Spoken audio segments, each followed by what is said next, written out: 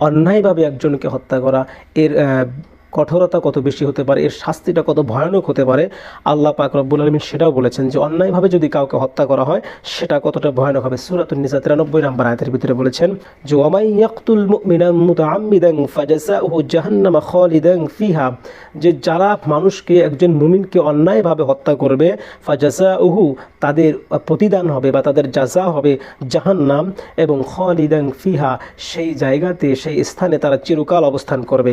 আল্লাহ পাক রব্বুল আলামিন এখানে শেষ করেন নাই, আল্লাহ বলেন গদিবাল্লাহু আলাইহি, আল্লাহ শুধু তাদেরকে জাহান্নাম দিবেন এটাই শেষ না, আল্লাহ তাদের উপরে এত বেশি পরিমাণে রাগান্বিত হবেন, ওয়া লাআনাহু, এবং তাদের প্রতি লানত করতে থাকবেন, ওয়া আদ্দা লাহু আযাবান আযীমা, এমনকি তাদের জাহান্নামে দেওয়ার পরেও সেখানে যত ধরনের যন্ত্রণাময় শাস্তি বা কঠিন শাস্তি, সেই শাস্তিটা তাদেরকে দেওয়া হবে।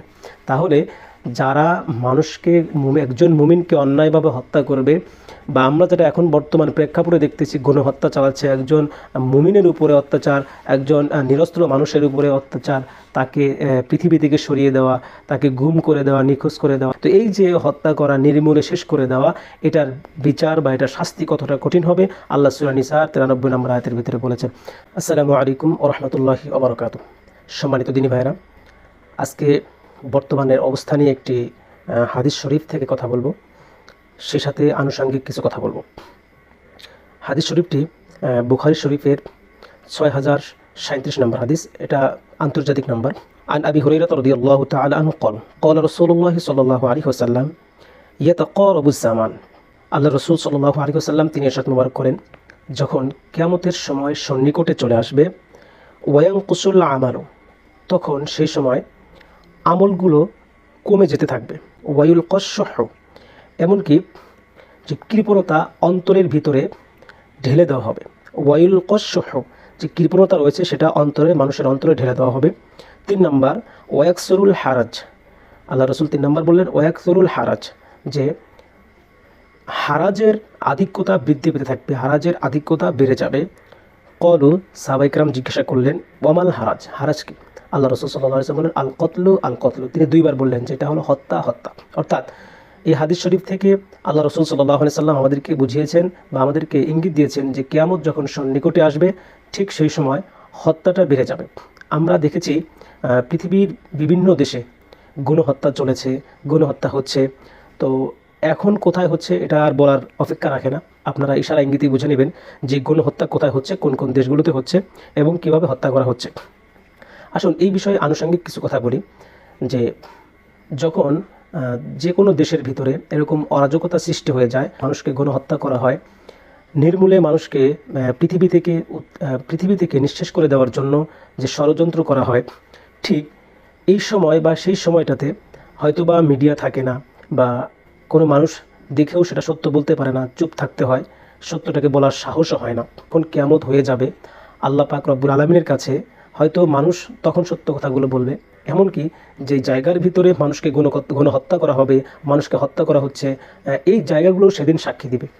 এই জায়গাটা বা যেই জায়গার ভিতরে গুলি করা হয়েছে, যে জায়গার ভিতরে লাঠিচার্জ করে মানুষকে মারা হয়েছে, সেই জায়গাগুলো সেদিন কি করবে? সাক্ষী দেবে। আল্লাহ পাক রব্বুল আলামিন সূরা জিলজালের 4 নম্বর আয়াতের ভিতরে বলেছেন ইয়াউমা ইদিন তুহাদ্দিসু আখবারহা, অর্থাৎ সেদিন পৃথিবী তার যে যাবতীয় যত সংবাদ রয়েছে সবগুলো আল্লাহর কাছে তুলে ধরবে।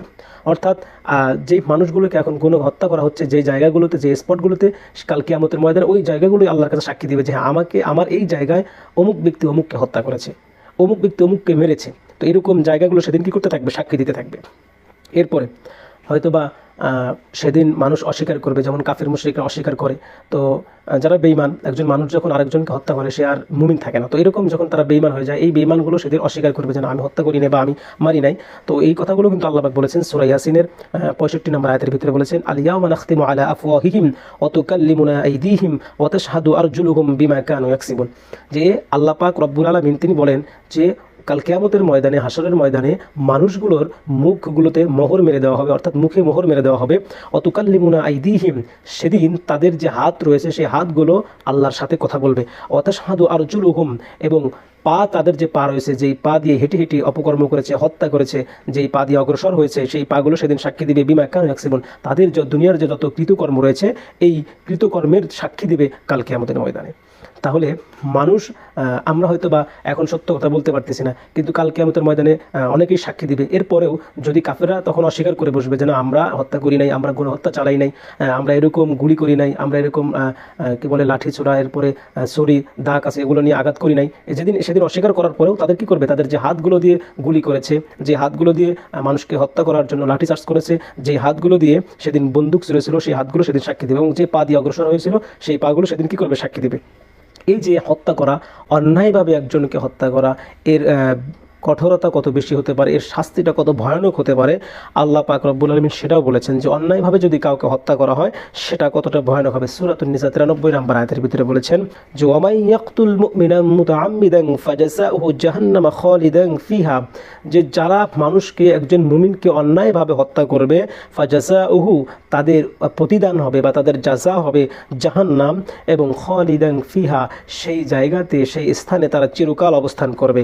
আল্লাহ পাক রব্বুল আলামিন এখানেই শেষ করেন নাই, আল্লাহ বলেন গদিবাল্লাহু আলাইহি, আল্লাহ শুধু তাদেরকে জাহান্নাম দিবেন এটাই শেষ না, আল্লাহ তাদের উপরে এত বেশি পরিমাণে রাগান্বিত হবেন, ওয়া লাআনাহু, এবং তাদের প্রতি লানত করতে থাকবেন, ওয়া আদ্দা লাহু আযাবান আযীমা, এমনকি তাদের জাহান্নামে দেওয়ার পরেও সেখানে যত ধরনের যন্ত্রণাময় শাস্তি বা কঠিন শাস্তি, সেই শাস্তিটা তাদেরকে দেওয়া হবে।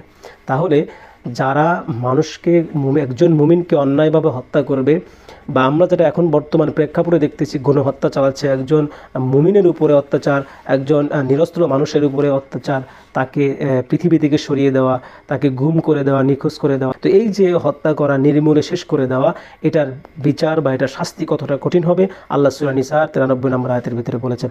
তো আশা করি তো তাদের ভিতরে মনুষ্যত্ব বোধ রয়েছে, আমরা অন্ততপক্ষে নিজের সন্তানের দিকে হোক, নিজের স্ত্রী পুত্রের দিকে হোক, তাকে হলেও বা মানবতার খাতিরে হলেও, যে অন্যায়ভাবে মানুষের উপরে জুলুম করা, অন্যায়ভাবে মানুষকে হত্যা করা, এটা থেকে আমরা যেন দূরে আসতে পারি। আল্লাহ পাক আমাদেরকে বুঝে সবাইকে আমল করার তৌফিক দান করুক। আর এই কথাগুলো সকলকে অন্তরে ধাবন করে, হৃদয়ে স্থান দিয়ে আমাদের সকলকে আমল করার তৌফিক দান করুক, সকলকে অন্যায় থেকে দূরে থাকার তৌফিক দান করুক, সকলকে মুমিন হওয়ার তৌফিক দান করুক। এ বলে আমাদের আজকের এই আলোচনা এখানে শেষ করছি। আখির দাওয়ানা আলহামদুলিল্লাহি রাব্বিল আলামিন। আসসালামু আলাইকুম ওয়া রাহমাতুল্লাহি ওয়া বারাকাতুহু।